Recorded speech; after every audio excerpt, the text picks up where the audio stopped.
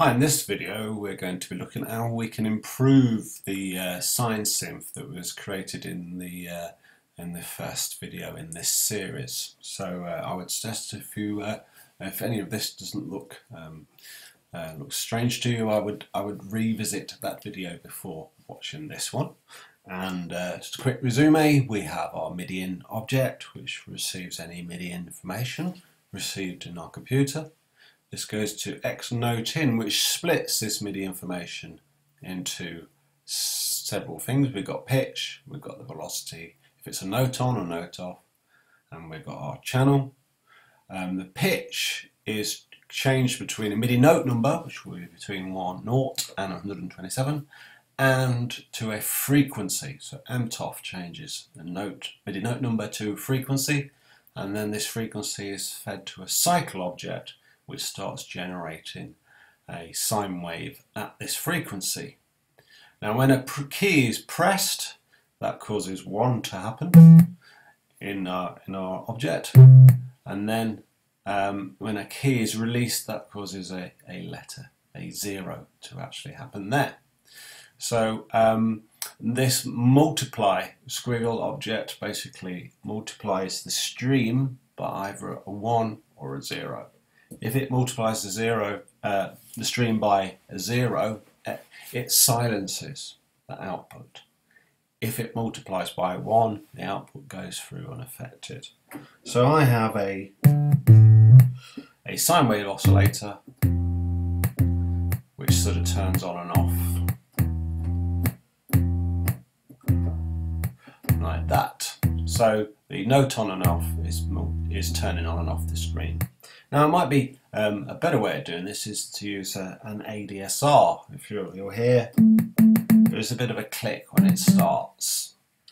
So we'll look at, we'll unlock the patch and then create a ADSR envelope generator.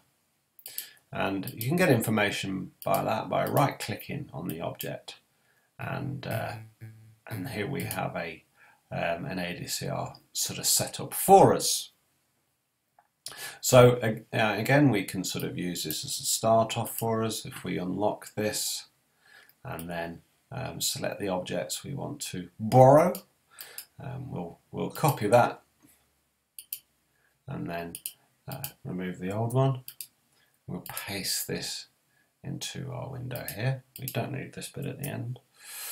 So we now have an ADSR object which gives us sort of control over the envelope. So this ADSR envelope is triggered by either a 1 or a 0. So instead of multiplying by a 1 or a 0, we want to sort of multiply it by an envelope. So if I move that one to there, this will create a signal which we can use to modify the output. So an ADSR envelope will have a smoother sort of attack time. It will ramp up and then in 10 milliseconds, and then has a slight decay over 100 milliseconds. The sustain is the loop which causes this will continue at that level when the synth is controlled, and then once you've let go and you've sent this a 0, it will then go into the release stage, which will give us a release over 1000 milliseconds there. So if I lock the patch, so I pressed a note and now I let go of the note, it sort of gradually fades out. And what you'll hear is that there is now no sort of click when I actually sort of start. So we can actually sort of control, change these around to change the envelope.